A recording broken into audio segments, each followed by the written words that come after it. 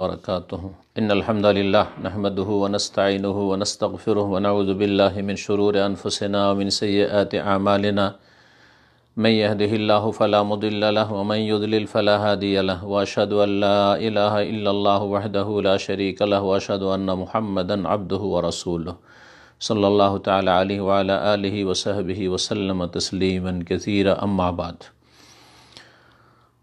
सम्मानित श्रोता दर्शक मंडली, आज जुमाबार 9 जमादा सानी 1442 हिजरी मोताबिक 22 জানুয়ারি 2021 মসজিদুল হারাম মক্কাতুল মুকাররমায় জুমার খুতবা প্রদান করেছেন সম্মানিত শেখ ডক্টর সৌদ ইবনে ইব্রাহিম আশ-শুরাইম হাফিজাহুল্লাহ তাআলা। খুতবার বিষয়বস্তু হচ্ছে ন্যায়সঙ্গত আচরণ। আল্লাহ রাব্বুল আলামিনের প্রশংসা, গুণগান এবং শেষ নবী প্রিয় নবী মুহাম্মদুর রাসূলুল্লাহ সাল্লাল্লাহু আলাইহি ওয়াসাল্লাম, তার সাহাবায়ে কেরাম, তার আলে বাইত সকলের ওপর সালাত ও সালামের পরে বলছেন যে আমার জন্য উপদেশ এবং হে আল্লাহর বান্দারা, আপনাদের জন্য উপদেশ হচ্ছে আল্লাহ ভীরুতার তাকওয়াল্লাহ, আল্লাহকে ভয় করবেন। আল্লাহ রাব্বুল আলামিন আমাদের সত্যিকার তাকওয়া অর্জনের তৌফিক যেন দান করেন এবং সর্ব অবস্থায়, গোপনে প্রকাশ্যে, কথায়, নীরবতায়, রাগের অবস্থায়, সন্তুষ্টির অবস্থায়, ভালো অবস্থায়, মন্দ অবস্থায়, সুখে দুঃখে, যে কোনো অবস্থায় আল্লাহ রাব্বুল আলামিনের সন্তুষ্টি যেন আমাদের উদ্দেশ্য থাকে। মহান আল্লাহ ইরশাদ করেছেন, ইয়া আইয়ুহাল্লাযীনা আমানুত্তাকুল্লাহা ওয়া কুলু কাওলান সাদীদা, হে ইমানদারগণ, তোমরা আল্লাহকে ভয় করো এবং সঠিক কথা বলো। সঠিক কথা যদি বলো আল্লাহর তাকওয়ার সাথে, আল্লাহ ভীরুতার সাথে সাথে, ইউসলিহ লাকুম আমালাকুম, তোমাদের যাবতীয় কাজকর্মকে আল্লাহ সুষ্ঠুভাবে পরিচালিত করবেন। ওয়াগফির লাকুম যুনুবাকুম, তোমাদের গুনাহগুলিকে মাফ করে দেবেন। ওয়া ইউতিইল্লাহ ওয়া রাসূলাহু ফাকাদ ফাযা ফাওজান আযীমা, আর যারা আল্লাহর কথা মানবে, তার রাসূল সাল্লাল্লাহু আলাইহি ওয়াসাল্লামের কথা মানবে, তারাই মহা সাফল্য লাভ করবে। হে আল্লাহর বান্দারা, মানব জাতিকে আল্লাহ রাব্বুল আলামিন এমন করে সৃষ্টি করেননি যে অন্য অন্য মানুষ থেকে সে পৃথক হয়ে একাকী জীবনযাপন করবে, এমনটা সম্ভব নয়। বরং মানুষকে এই প্রকৃতি দিয়ে সৃষ্টি করেছেন যে একজন অপরজন সাথে মিশবে, চলাফেরা করবে, লেনদেন করবে, কেনা বেচা করবে, একে অপরের মুখাপেক্ষী, একে অপরের পরিপূরক,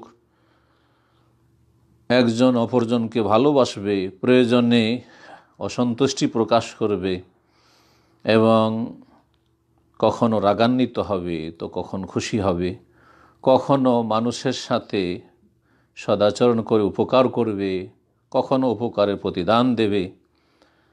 এইভাবে আল্লাহ রাব্বুল আলামিন মানুষকে সৃষ্টি করেছেন এবং মানুষকে বহু জাতি এবং বংশে বিভক্ত করেছেন। ইয়া আইয়ুহান নাস, হে মানব সকল, ইন্না খালাকনাকুম মিন যাকারিন ওয়া উনসা, একজন পুরুষ এবং নারী থেকে আল্লাহ সমস্ত মানুষকে সৃষ্টি করেছেন।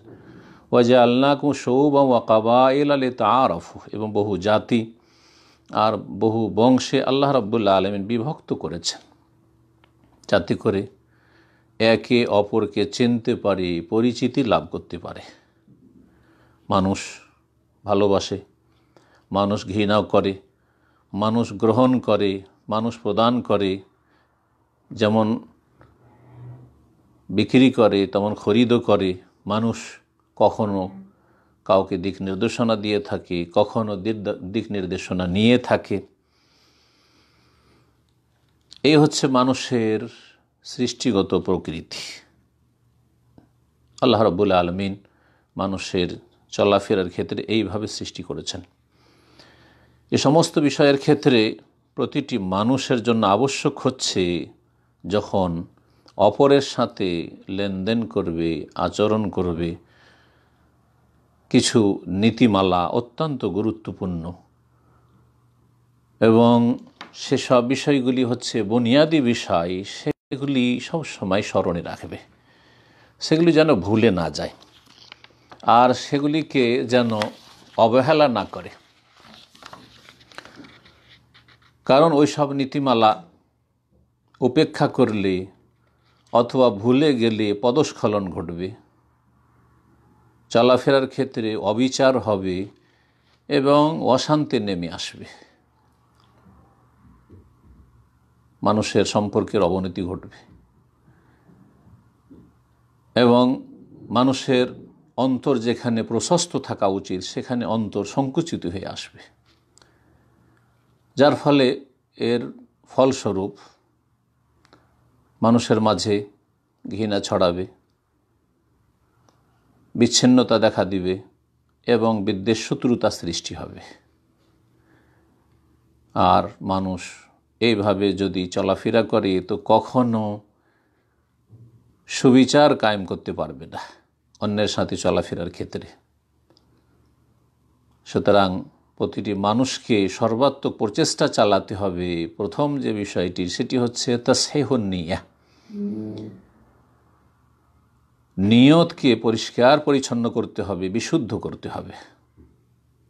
বান্দা এবং তার প্রতিপালকের মাঝে যেন নিয়ত সৎ থাকে, এটা হচ্ছে সর্বপ্রথম বিষয়, মৌলিক গুরুত্বপূর্ণ বিষয়। তারপরে একজন আরেকজনের সাথে বা অন্য অন্য মানুষের সাথে চলাফেরার ক্ষেত্রে যেন নিয়ত বিশুদ্ধ হয়, সততা থাকে, ভালো নিয়ত থাকে। এই ক্ষেত্রে দুটো মৌলিক কথা মনে রাখতে হবে। তা হচ্ছে প্রথম, আল্লাহ রাব্বুল আলামিনের জন্য ইখলাসের বাস্তবায়ন, তাহকিকুল ইখলাস লিল্লাহি সুবহানাহু ওয়া তাআলা। আল্লাহ সুবহানাহু ওয়া তাআলার জন্য নিষ্ঠাবান হইতে হবে, ইখলাসের বাস্তব রূপ দিতে হবে। যা কিছুই করবেন আল্লাহ রাব্বুল আলামিনের ইবাদত বন্দেগীর ক্ষেত্রে, আল্লাহ রাব্বুল আলামিনের হক আদায়ের ক্ষেত্রে অথবা আল্লাহর বান্দাদের হক আদায়ের ক্ষেত্রে, তাদের সাথে চলাফেরার ক্ষেত্রে তা হবে ইখলাস ভিত্তিক, আল্লাহ সন্তুষ্টির জন্য। দুনিয়ার তুচ্ছ স্বার্থ থেকে ঊর্ধ্বে থাকতে হবে।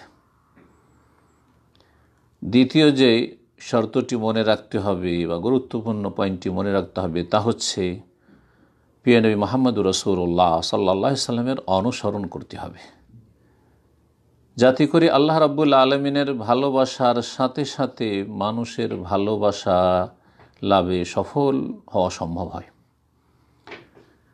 এই দুটো গুরুত্বপূর্ণ বিষয় মনে রাখবেন। ইখলাস লিল্লাহ, আল্লাহর জন্য নিষ্ঠাবান হওয়া, খুলুসিয়াত নিয়ে আসা, আল্লাহর উদ্দেশ্যে সমস্ত কাজ যেন আমাদের হয়।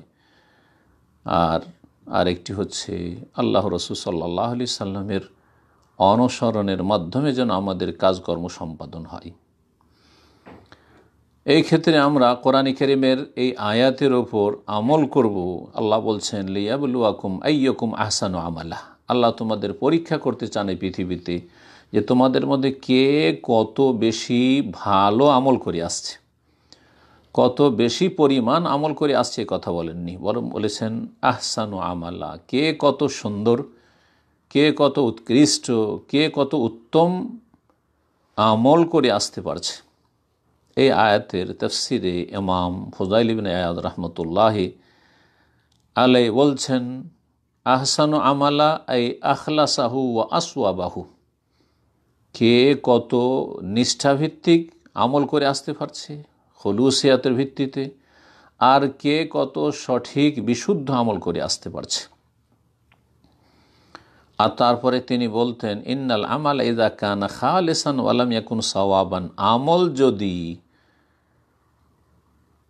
ইখলাস ভিত্তিক হয়, নিষ্ঠার ভিত্তিতে হয়, আল্লাহর জন্য করছেন, ওয়া লাম ইয়াকুন সাওয়াবান, কিন্তু সেটা সঠিক পন্থায় যদি সম্পাদন না করা হয়, বিশুদ্ধ না হয়, লাম ইউকবাল, তাহলে সেটাও কবুল হবে না। আল্লাহর জন্য কাজ করছেন কিন্তু রাসূলুল্লাহ সাল্লাল্লাহু আলাইহি ওয়াসাল্লামের তরিকা ভিত্তিক নয়, তাহলে সেটা কবুল হবে না, বিদআতি আমল হয়ে যাবে। যেমন বিদআতপন্থীদের ভালো আমলগুলি আল্লাহর জন্য করে থাকে কিন্তু নবী করিম সাল্লাল্লাহু আলাইহি ওয়াসাল্লামের তরিকায় করে না। ওয়াইদা কানা সওয়াবান, আর যখন আমলটা সঠিক পন্থা হবে, রাসূলুল্লাহ সাল্লাল্লাহু আলাইহি ওয়াসাল্লামের তরিকায় আমল করলেন, ওয়ালাম ইয়াকুন খালেসান, কিন্তু সেটা নিখুঁত নির্ভেজাল নয়, নিষ্ঠার ভিত্তিতে নয়, এক আল্লাহর জন্য করলেন না, দুনিয়ার গরজে করলেন, পার্থিব স্বার্থে করলেন, লাম ইউকবাল, সেটাও কবুল হবে না। কারণ এখানে আল্লাহর হক নষ্ট করে ফেললেন, শিরক ঢুকে পড়েছে। শিরক মুক্ত আমল হইতে হবে, যার ভিত্তি হচ্ছে ইখলাসের ওপর।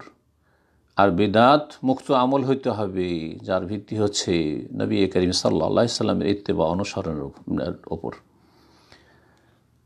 সুতরাং যদি এমন আমল হয়, ওয়াইদা কানা সওয়াবান, আমলটা তো ঠিক, কিন্তু ওয়ালাম ইয়াকুন খালেসান, নিষ্ঠা ভিত্তিক নয়, লাম ইউকবাল, সেটাও কবুল হবে না। কখন কবুল হবে?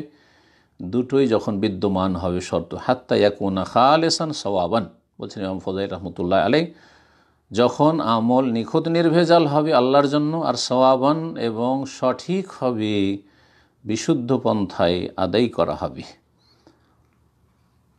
আর খালেস আমল ইযা কানা লিল্লাহি আযজা ওয়াজাল, খালেস আমল কোনটি, নিখুঁত নির্ভেজাল আমল কোনটি, যেটি একমাত্র আল্লাহর জন্য হবে।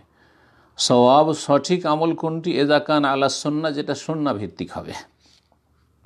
আল্লাহ রাব্বুল আলামিন যেন প্রতিটি মুসলিমকে সমস্ত রকমের শিরক আর দুনিয়ার গরজ, ইখলাস পরিপন্থী বিষয় আর বিদাত থেকে বেঁচে থেকে তৌহিদ প্রতিষ্ঠা এবং সুন্নাহ প্রতিষ্ঠার এবং তৌহিদ সুন্নাহ ভিত্তিক আমলের তৌফিক দান করেন।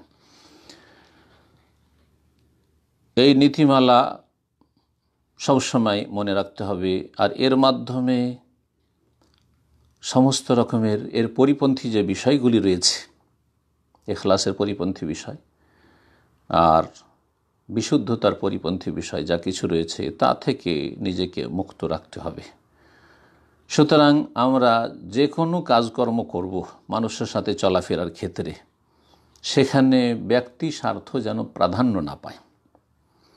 অন্যের ক্ষতি করে, অন্যের হক নষ্ট করে নিজের ব্যক্তি স্বার্থকে বড় করা বা সেটাকে প্রাধান্য দেওয়া, এমনটা যেন না হয়।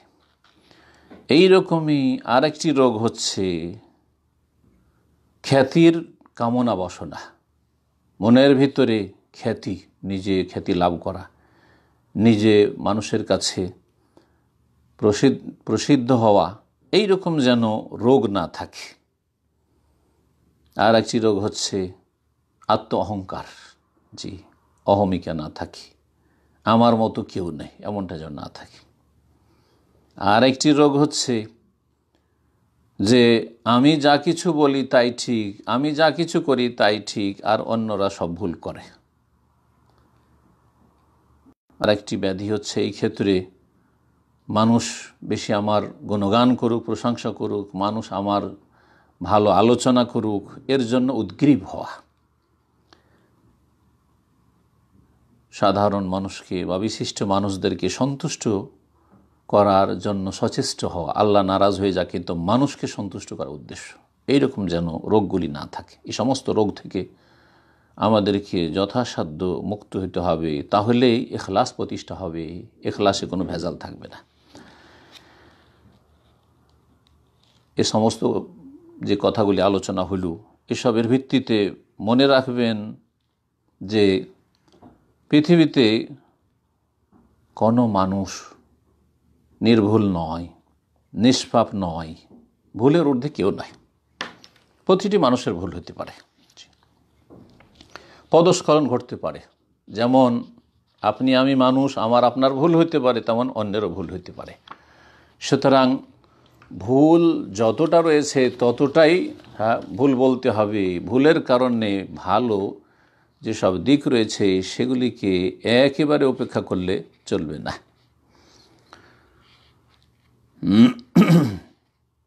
আর মনে রাখবেন যে পৃথিবীতে এমন কোনো মানুষ নেই যে সব দিক থেকে পরিপূর্ণ। আল কামালিল্লাহ ওয়াহদা, একমাত্র পূর্ণতা আল্লাহ রাব্বুল আলমিনের এই অধিকার। সব দিক থেকে আল্লাহ রাব্বুল আলমিন পূর্ণ এবং মাসুম, নির্ভুল, নিষ্পাপ একমাত্র রাসূলুল্লাহ সাল্লাল্লাহু আলাইহি ওয়াসাল্লাম। প্রতিটি মানুষ ভুল করে থাকে, কুল্লু বানি আদম খাত্তা, আদম সন্তান প্রত্যেকে ভুল করে থাকে। তবে ভুলের সমাধান রয়েছে। ওয়া খায়রুল খাত্তাইনা তাওয়াবুন, রাসূলুল্লাহ সাল্লাল্লাহু আলাইহি ওয়াসাল্লাম বলেছেন সর্বোত্তম ভুলকারী হচ্ছে যারা তওবা করে সংশোধন করে নেয়, ফিরে আসে।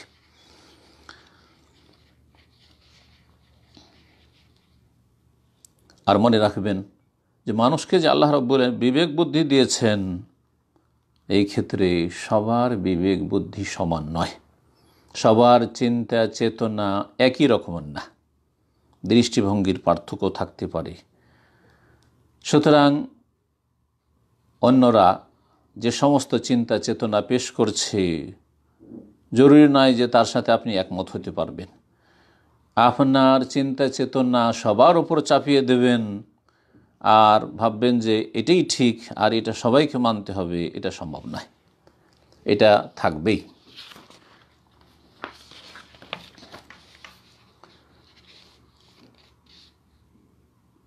যদি মানুষ বিবেকের ক্ষেত্রে পরিপূর্ণ হইত, তাহলে এই ক্ষেত্রে সবচেয়ে বেশি হকদার হচ্ছেন প্রিয় নবী মুহাম্মদুর রাসূলুল্লাহ সাল্লাল্লাহু আলাইহি ওয়াসাল্লাম। আর মানুষের বিবেক বুদ্ধি জ্ঞান গরিমাই যদি সঠিক পথ পাওয়ার জন্য এবং সঠিক সিদ্ধান্তে উপনীত হওয়ার জন্য যথেষ্ট হইতো, তাহলে এই ক্ষেত্রে রাসূলুল্লাহ সাল্লাল্লাহু আলাইহি সাল্লামের চাইতে জ্ঞানী পৃথিবীতে আর কেউ ছিলেন না আর আসবেন না। তার বিবেক বুদ্ধি জ্ঞান গরিমাকে সারা পৃথিবীর সমস্ত মানুষের জ্ঞান গরিমার সাথে যদি ওজন করা হয়, তাহলে রাসূলুল্লাহ সাল্লাল্লাহু আলাইহি সাল্লামের জ্ঞান গরিমা প্রাধান্য পাবে। তারপরেও আল্লাহ রাব্বুল আলামিন তার প্রিয় নবী মুহাম্মদ সাল্লাল্লাহু আলাইহি সাল্লাম সম্পর্কে বলছেন ওহীর পূর্বের অবস্থা বলতে গিয়ে যে মা কুনতা তাদরি মাল কিতাব ওয়ালাল ঈমান, হে নবী মুহাম্মদ সাল্লাল্লাহু আলাইহি সাল্লাম, তুমি জানতে না ওহী নাজিল হওয়ার পূর্বে, নবুয়ত প্রাপ্তির পূর্বে যে ঈমান কি জিনিস এবং আসমানি গ্রন্থ আল কিতাব কি জিনিস তুমি জানতে না। আল্লাহ বলছেন ওয়াকাযালিকা আওহায়না ইলাইকা রূহাম মিন আমরিনা, এইভাবে তোমার কাছে আমার নির্দেশ ওহী করেছি। কোরআনে কারীমকে রূহ বলা হয়েছে। আওহায়না ইলাইকা রূহাম মিন আমরিনা, আমার নির্দেশের রূহ আল কোরআন নাজিল করেছি, ওহী নাজিল করেছি, ওহীকে রূহ বলা হয়েছে। মা কুনতা তাদরি, ইতিপূর্বে তুমি জানতে না, মাল কিতাব, যে কিতাব কি জিনিস, ওয়ালাল ঈমান, আর ঈমান কি জিনিস, ওয়ালাকিন জাআলনাহু নূরান নাহদি বিহি মান নাশাউ মিন ইবাদিনা, তবে এই ওহীকে আমি নূর বানিয়েছি যার মাধ্যমে আমি আমার বান্দাদের মধ্য থেকে যাকে চাই হিদায়াতের তৌফিক দিয়ে থাকি। হে আল্লাহর বান্দারা, যে সমস্ত কথা পেশ করা হলো তার আলোকে উচিত হবে আমাদের জন্য যে আমাদের চারপাশে যেসব মানুষরা চলাফেরা করে, বসবাস করে, যাদের সাথে আমরা আদান প্রদান করি, তাদের ক্ষেত্রে আমরা যে দৃষ্টিভঙ্গি রাখব বা তাদের সাথে যে আমরা আচরণ করব, এই ক্ষেত্রে দুটো গুরুত্বপূর্ণ বিষয় মনে রাখতে হবে আমাদেরকে। একটি হচ্ছে আল ইলম আর আরেকটি হচ্ছে আল আদল। যাদের সাথে চলাফেরা করবেন, আর চলাফেরা করতেই হবে, আমরা রাত দিন করছি মানুষের সাথে চলাফেরা, এই ক্ষেত্রে আপনি কোনো সিদ্ধান্ত নেওয়ার আগে, কোনো মন্তব্য করার আগে, তার সম্পর্কে ভালো অথবা মন্দ কোনো কথা বলার আগে সম্যক জ্ঞান হাসিল করতে হবে, তার সম্পর্কে আপনাকে জানতে হবে। দ্বিতীয় যে বিষয়টি, জানার পরে শুধু জানাই যথেষ্ট নয়, জানার পরে তার সম্পর্কে মন্তব্য করতে গিয়ে, ভালো মন্দ হ্যাঁ অথবা না কোনো কিছু বলতে গিয়ে সবসময় ন্যায়সঙ্গত আচরণ করতে হবে। অবিচার যেন না হয়, সুবিচার করতে পারেন। যথাসাধ্য প্রথম চেষ্টা করতে হবে যে কোনো বিষয় সম্পর্কে আসল রহস্য কী তা পর্যন্ত পৌঁছার চেষ্টা করা, সে সম্পর্কে জ্ঞান হাসিল করা, আর তারপরে আল্লাহ ভীরুতার সাথে সিদ্ধান্ত পেশ করা।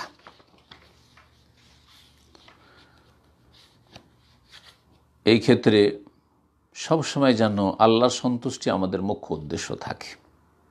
আমরা কারো পক্ষে অথবা বিপক্ষে কোনো কথা যাবে আমাদের সঠিক জ্ঞানের ভিত্তিতে এবং সুবিচারের ভিত্তিতে, সেই ক্ষেত্রে এই পরোয়া করলে হবে না যে কে সন্তুষ্ট হইল আর কে অসন্তুষ্ট হইল। আল্লাহ রাব্বুল আলামিন সন্তুষ্ট আছেন কি না, এটা হবে আমাদের মুখ্য উদ্দেশ্য। আর এখানে যেন কোনো রকমের বাধা না আসে যে আমি মানুষকে সন্তুষ্ট করতে গিয়ে আমি ভুল সিদ্ধান্ত পেশ করলাম, অবিচার করে ফেললাম বা ভালো করে জানার চেষ্টা করলাম না, এমনটা যেন না হয়।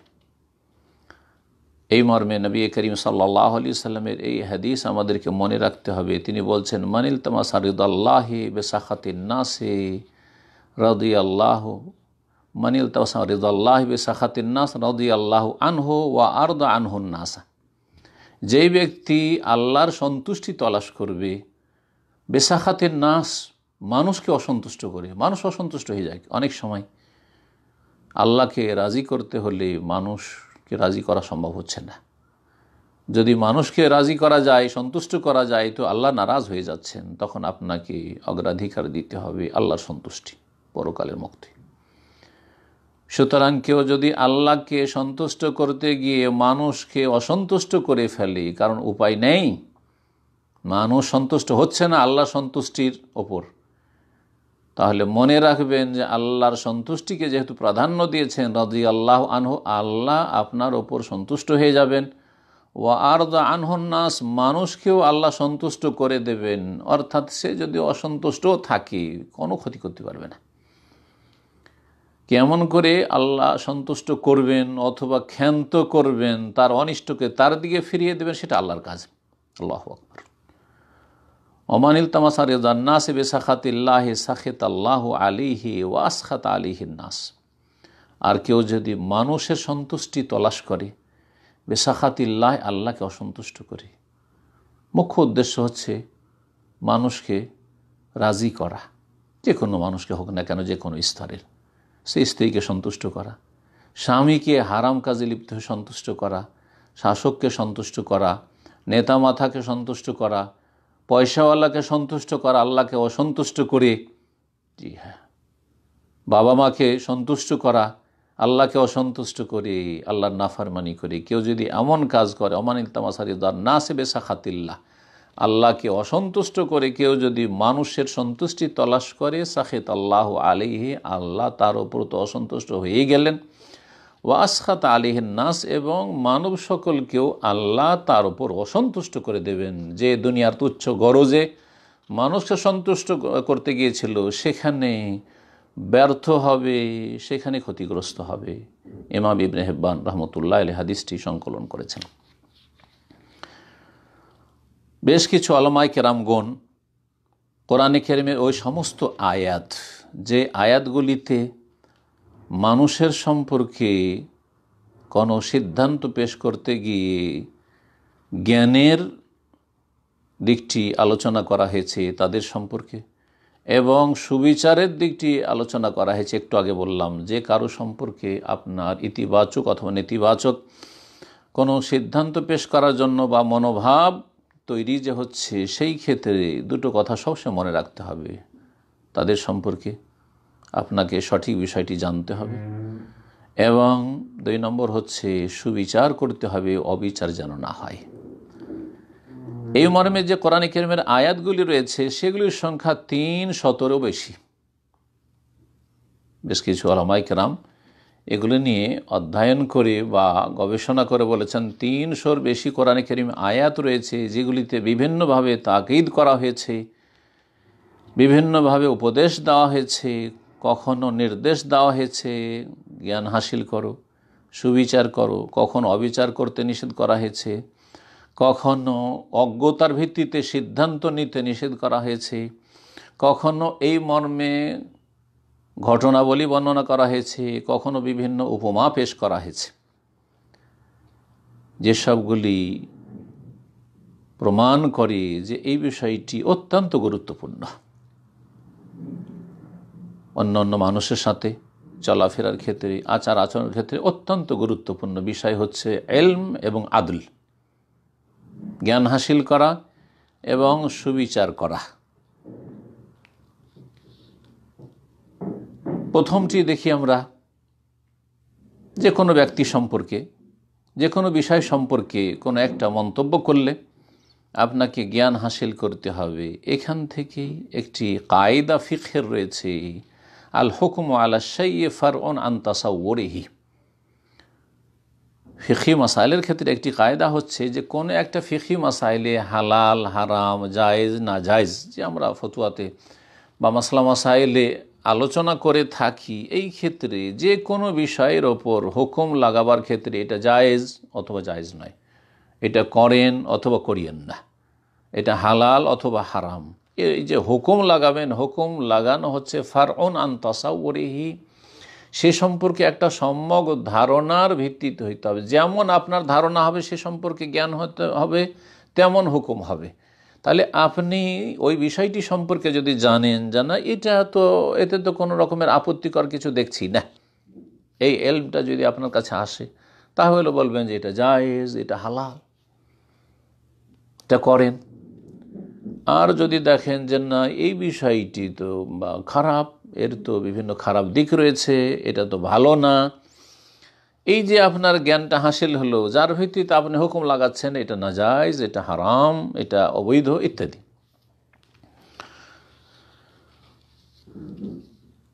এই ছিল এলমের বিষয়টি, জ্ঞান অর্জনের বিষয়টি।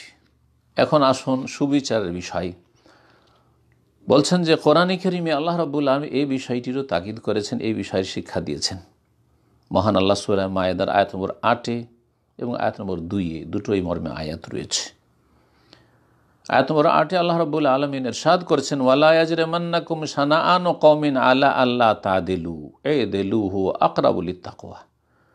কোন সম্প্রদায়ের সাথে তোমাদের শত্রুতা রয়েছে, এটা যেন তোমাদেরকে প্ররোচিত না করে।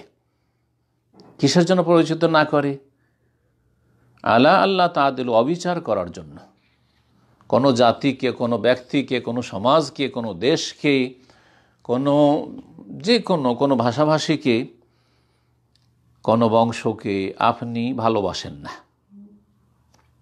জি, কাফের হোক অথবা মুসলিমদের বিভিন্ন গোত্রগুলি হোক, বিভিন্ন ফিরকা হোক, কোনো জাতির সাথে শত্রুতা রয়েছে, এটা যেন তোমাদেরকে পরিচিত না করে। কিসের জন্য? আলা আল্লাহ তা'দিলু, অবিচার করার জন্য, অন্যায়ের জন্য।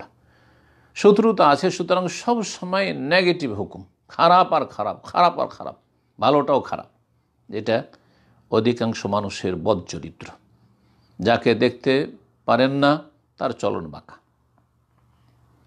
আল্লাহ বলছেন এমনটা করিও না। এদেলু, সবসময় সুবিচার প্রতিষ্ঠা রাখো, ন্যায়সঙ্গত আচরণ করো, ইনসাফ করো, হুয়া আকরাবু লিত-তাকওয়া, কারণ সেটি আল্লাহ ভীরুতার অতি নিকটবর্তী। আল্লাহকে যদি ভয় করো, আল্লাহর অন্তরে ভয় থাকে, তাহলে অবশ্যই তোমরা সুবিচার করবে, অবিচার করবে না। ইমাম ইবনে কাসির রহমতুল্লাহ আলাইহি এই আয়াতের তাফসিরে বলছেন, আই লা ইয়াহমিলান্নাকুম বুগদু কওমিন আলা তারকিল আদলি ফীহিম, কোনো জাতির সাথে যদি বিদ্বেষ শত্রুতা থাকে, এটা যেন তোমাদেরকে প্ররোচিত না করে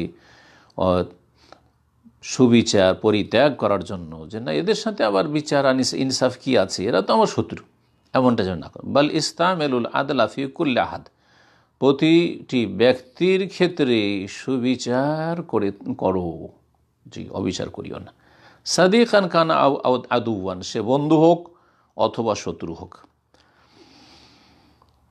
সালাফদের কেউ কেউ এই উক্তিটি বলেছেন, অত্যন্ত গুরুত্বপূর্ণ উক্তি, মা আমালতা মান আসাল্লাহ ফিকা বিমিসলি আন তুতি আল্লাহ ফিহি, যেই ব্যক্তি তোমার সম্পর্কে কোনো আচরণ করার ক্ষেত্রে অথবা কোনো মন্তব্য করার ক্ষেত্রে আল্লাহর নাফরমানি করেছে,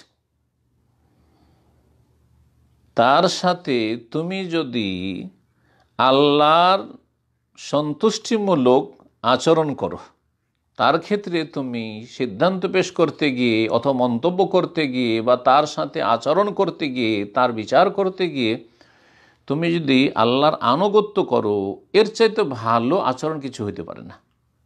খুব সহজ ভাষায়, কথাটি একটু জটিল, খুব সহজ ভাষায়, যেই ব্যক্তি আপনার ওপর অন্যায় অত্যাচার করেছে সেই ব্যক্তির ওপর সুযোগ পেলেই আপনি অন্যায় অত্যাচার করবেন না, মোটেই না। আপনি সুবিচার করবেন, কখনো অবিচার করবেন না। সে জালেম হয়েছে, আপনি জালেম হবেন না। আর এই সুবিচারের ভিত্তিতে সাত আসমান এবং জমিন প্রতিষ্ঠিত রয়েছে। সুবিচার, ইনসাফ, মুসলিম অমুসলিম, ভালো মন্দ সকল স্তরের মানুষের সাথে আল্লাহ রাব্বুল আলামিন ফরজ করেছেন।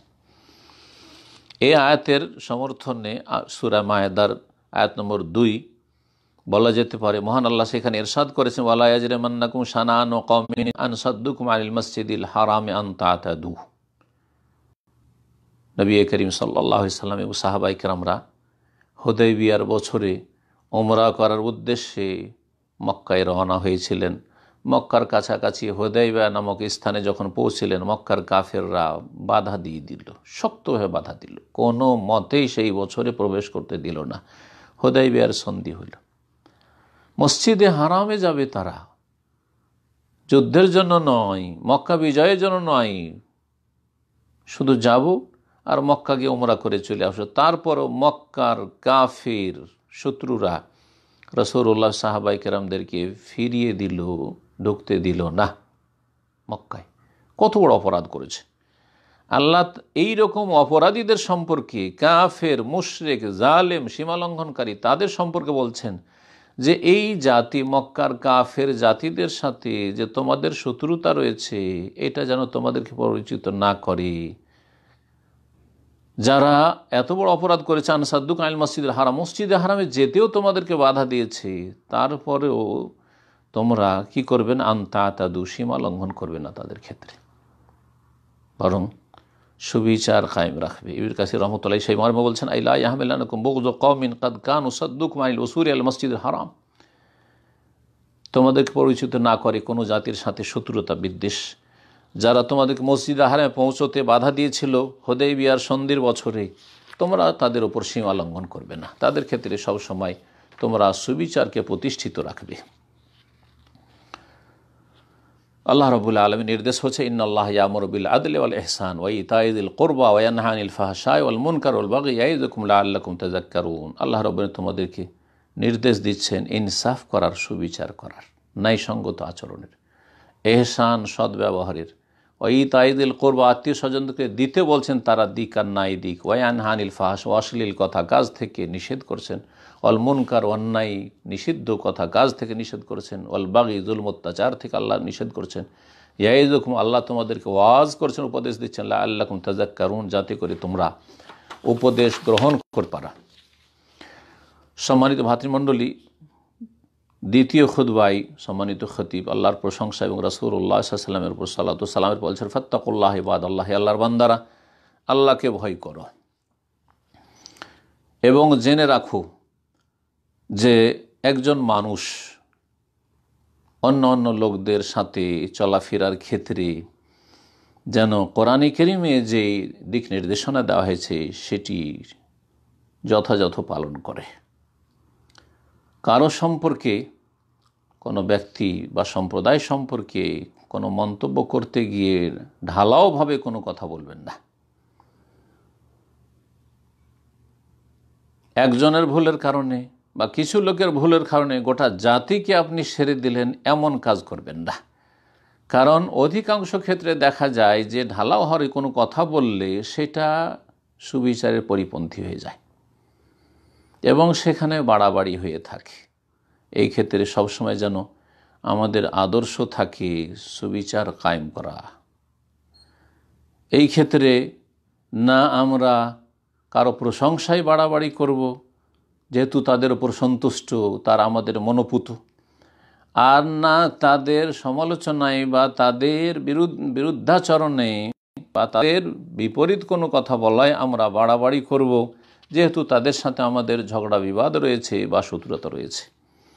রাসূলুল্লাহ সাল্লাল্লাহু আলাইহি সাল্লামের হাদিস এই মর্মে রয়েছে, সহিহ মুসলিমের, বলছেন তিনি সাল্লাল্লাহু আলাইহি ওয়াসাল্লাম, ইযা ক্বালা আর-রাজুলু হালাকান নাস, কোনো ব্যক্তি যদি বলে যে সব লোক তো ধ্বংস হয়ে গেল, ভালো মানুষ আর নেই, সব শেষ, এইরকম কথা অনেকে বলে থাকেন। যে আর কি পৃথিবীতে ভালো মানুষ আছে, দুনিয়া শেষ,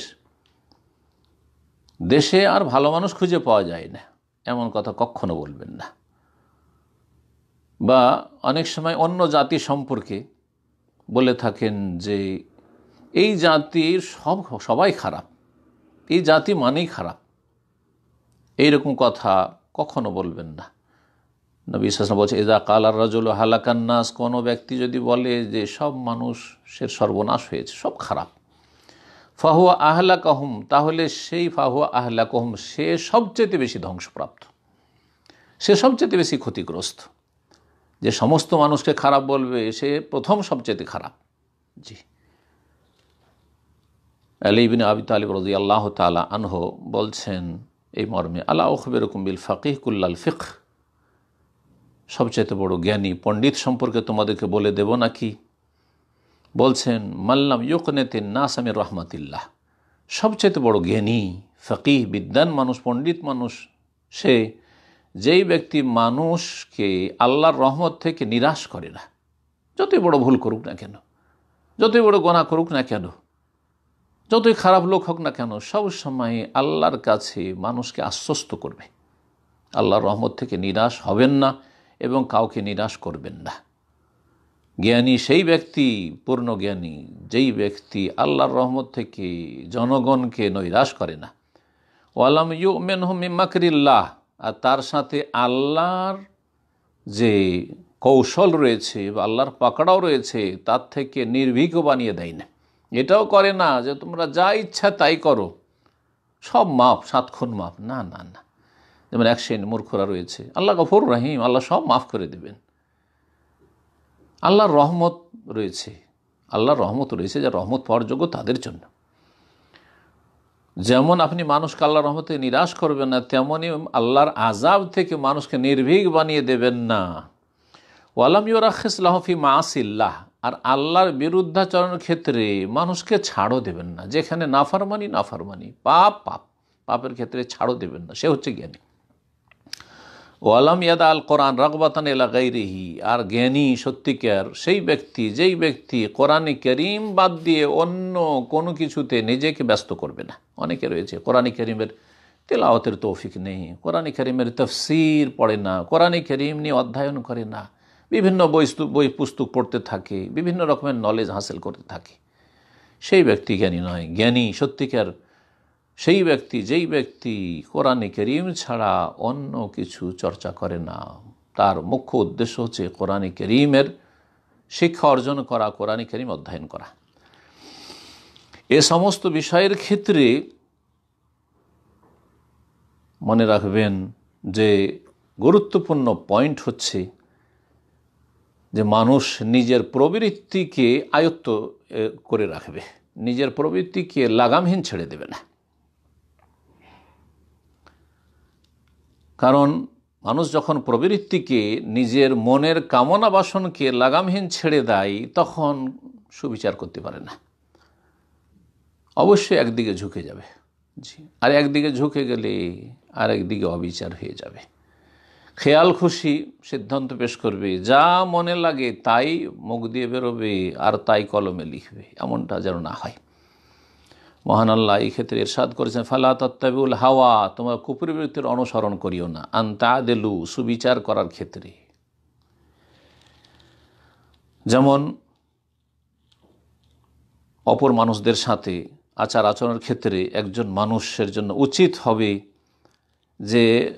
যে কোনো কথা তাদের সম্পর্কে বা যে কোনো ব্যক্তি সম্পর্কে জানলো বা শুনলো, বিশ্বস্ত সূত্রে জানার চেষ্টা করবে, এমনভাবে সেই বিষয় সম্পর্কে জানবে যাতে কোনো রকমের অস্পষ্টতা না থাকে, অনুমানের ভিত্তিতে যেন কোনো সিদ্ধান্ত না হয়। গুজব রটে গেছে সেটাই বিশ্বাস করে নিল, প্রতারণার শিকার হইল, সোশ্যাল মিডিয়াতে অথবা যে কোনো মিডিয়াতে আসলো আর সেটাই প্রচার প্রসার করে দিল, শেয়ার করে দিল, এমনটা যেন না হয়। কারণ এসবের অধিকাংশ ক্ষেত্রে দেখা যায় যে মানুষ বিভ্রান্তির শিকার হয়। অনুমানের ভিত্তিতে কোনো সিদ্ধান্ত নিলে অথবা মিথ্যা খবর প্রচার প্রসার হচ্ছে, আর এক শ্রেণীর লোকেরা গুজব ছড়িয়ে বেড়াচ্ছে আর সেগুলি শেয়ার করছে, এতে মানুষ সঠিক সিদ্ধান্তে পৌঁছতে পারে না। সুতরাং একজন বিচক্ষণ মানুষ এই সমস্ত বিষয়ের ক্ষেত্রে সতর্কতার সাথে পদক্ষেপ নেবে, যাতে করে এর যে ভয়াবহ পরিণাম রয়েছে সেগুলি থেকে মুক্তি লাভ করতে পারে, নিজে ক্ষতিগ্রস্ত না হয় আর অন্যের ক্ষতি অজান্তে না করে ফেলে। আর মানুষ নিরাপদ থাক, এটি সবচেয়ে বড় গুরুত্বপূর্ণ বিষয়। উলামায়ে কেরামগুলো বলেছেন যে আন্না সালামাত লা ইয়াদিলুহা শাই, মানুষ নিরাপদ থাক এর চাইতে বড় জিনিস আর কিছু হইতে পারে না, এর সমতুল্য কোনো জিনিস হইতে পারে না। বাল হিয়া তিসআতু আশারিল আফিয়া, আফিয়াত সার্বিক নিরাপত্তার 10 ভাগের 9 ভাগ হচ্ছে নিরাপদ থাকা, সহি সালামত থাকা। আপনি কোথাও নিজে ফাঁসতে যাবেন না, এই ক্ষেত্রে জবানকে কলমকে সবসময় কন্ট্রোল রাখতে হবে। আল্লাহ রাব্বুল আলামিন যেন আমাদেরকে তৌফিক দান করেন। এবং একজন বিচক্ষণ মানুষের আচরণ হবে অন্যদের সাথে মায়া মমতার আচরণ, ভালোবাসার আচরণ। লক্ষ্য উদ্দেশ্য হবে তাদেরকে সঠিক পথ দেখানো, তাদেরকে রাগানো নয়, গরম করা নয়। উদ্দেশ্য হবে তাদের হিতাকাঙ্ক্ষী হওয়া, তাদের উপদেশ দেওয়া, নসিহত করা, তাদেরকে কষ্ট দেওয়া নয়। এবং নিজের মনে যে আক্রোশ রয়েছে সেই আক্রোশ ঠান্ডা করা, রাগ ঠান্ডা করা, এই সব অসৎ উদ্দেশ্য যেন বা তুচ্ছ উদ্দেশ্য যেন না থাকে। আর মনে রাখবেন যে উলামায়ে কেরামগণ বলেছেন সালাফদের যে ভালো কাজের উপদেশ দেওয়া, আল আমর বিল মারুফ আল আমর বিল খৈর ওয়ান নাহি আনিশ শার, আর মন্দ কাজে বাধা দেওয়া, এটি হচ্ছে মাধ্যম, এটি লক্ষ্য উদ্দেশ্য নয়। একটি খুব সূক্ষ্ম কথা, গুরুত্বপূর্ণ কথা। অর্থাৎ ভালো কাজের উপদেশ দিতে গিয়ে ভালো হবে না মন্দ হবে, অন্যায় কাজে বাধা দিতে গিয়ে ভালো হবে না এর চাইতে বেশি মন্দ হবে, এটা সব সময় মনে রাখতে হবে, যাতে করে ভালো করতে গিয়ে ওর চাইতে বেশি মন্দ না করে দেন, আর মন্দ থেকে আপনি বাধা দান করতে গিয়ে ওর চাইতে মন্দ অবস্থা যেন তৈরি না করে দেন। আল্লাহ রাব্বুল আলামিন যেন মাসালেহ আর মাফাসিদ, ভালো দিক আর মন্দ দিক আমাদেরকে তুলনা করে সবসময় সিদ্ধান্ত নেওয়ার, কথা বলার আর এগিয়ে যাওয়ার তৌফিক দান করেন। এই মর্মে কোরআনে কারীমে দিক নির্দেশনা রয়েছে। রব্বুল আলামিন ইরশাদ করেছেন, ওয়ালা তাসুব্বুল্লাযিনা ইয়াদউনা মিন দুনিল্লাহ, তোমরা ওদেরকে গালি দিও না যারা আল্লাহ ছাড়া অন্যকে আহ্বান করে, মুশরিকরা। এবং যাদেরকে মুশরিকরা আহ্বান করে, দেবদেবীদেরকে গালি দিও না। আর যারা মুশরিক শিরক কুফরি করে তাদেরকেও গালি দিও না, কারণ তারা পাপিষ্ট হলেও, তারা বহুত্ববাদী হলেও, তারা পথভ্রষ্ট হলেও এর প্রতিক্রিয়া রয়েছে যেটা ক্ষতি করবে। ফায়াসুবুল্লাহ আদওয়ান বিগাইরি ইলম, তোমরা তাদেরকে গালমন্দ করলে, তাদের দেবদেবী সম্পর্কে কোনো যেসব সত্য কথা রয়েছে সেগুলি তুলে ধরলে, আর তার পরিণামস্বরূপ যদি তারা আল্লাহকে গালমন্দ করে অজ্ঞতাবশত, সেটা বড় ক্ষতি হয়ে গেল। এখানে উদ্দেশ্য এই নয় যে আপনি বাতিলের অসারতা তুলে ধরবেন না, বাতিলের অসারতা অবশ্যই তুলে ধরবেন, কিন্তু আপনাকে সবসময় দেখতে হবে যে এখানে লাভ আর লস কতটুকু। আল্লাহ রাব্বুল আলামিন যেন এই বিষয়গুলি সূক্ষ্মভাবে আমাদেরকে অনুধাবনে তৌফিক দান করেন, এবং সঠিক কথা জেনে নেওয়ার পরে, সঠিক জ্ঞান হাসিলের পরে আল্লাহ রাব্বুল আলামিন যেন সুবিচারের তৌফিক দান করেন, এবং আল্লাহ রাব্বুল আলামিন আমাদেরকে উপকারের তৌফিক দান করেন, অপকার থেকে, ক্ষয়ক্ষতি থেকে আমাদেরকে যেন বাঁচিয়ে রাখেন। সুবহান রাব্বিকা রাব্বিল ইজ্জাতি আম্মা ইয়াসিফুন ওয়া সালামুন আলাল মুরসালিন ওয়ালহামদুলিল্লাহি রাব্বিল আলামিন।